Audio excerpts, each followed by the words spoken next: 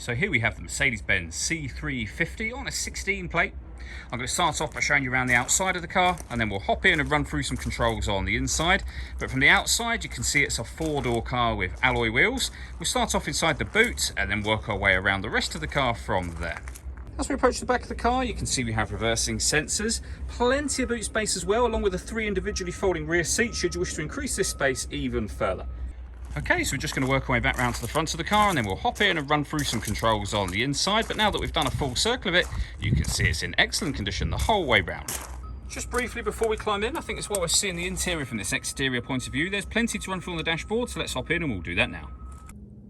Okay, now that we're inside the car, we're going to start with the dials. On the left-hand side, we have the speedometer and fuel gauge. On the right-hand side, the rev counter for the car.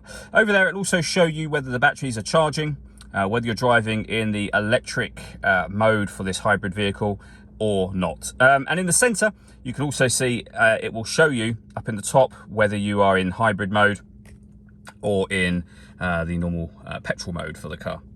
We have the gear lever, or the gear that the vehicle is in up there, I should say. So we're in park at the moment. It's an automatic gearbox. Beneath that, you can see the total miles for this car. They are 84,143. You can change information displayed there for various bits of car, trip computer, fuel economy, information, as you can see, and you can cycle all the way through that, including the digital readout for the speedometer. And all of that movement is done using the buttons just here. Over on the right hand side, we have stereo and phone controls for the car. And then in the center is where you will find the stereo itself. So we're on the radio menu at the moment. It's also where you will ultimately pair your phone up. All of the controls for the stereo are just here. So this dial will operate the screen. You can, if you wish to, use this. You can swipe through, like a trackpad on a laptop.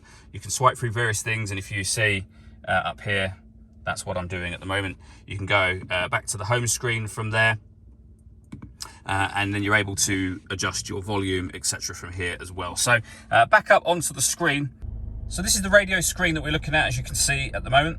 You can press the media button, and you can access your own music up on the screen as well. For example, you can have Bluetooth audio once you paired your phone, which is done under the telephone heading, and that is being shown on the screen just there. So at the very top here, telephone, media and radio were the things that I was highlighting just a moment ago.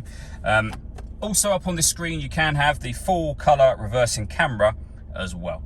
Working our way down from that, we have the controls for the dual zone climate control. So you can adjust the passenger temperature, the driver temperature. You can increase and decrease the fan speed from here. All adjustments will show along the bottom of the screen as you make them, as well as obviously having the manual buttons down here.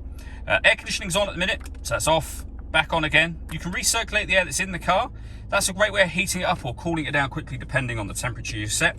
Or hit auto. The car will now maintain the temperatures that you've asked for, and you can hear it doing it by taking control of the fan speed and the direction of the air for you.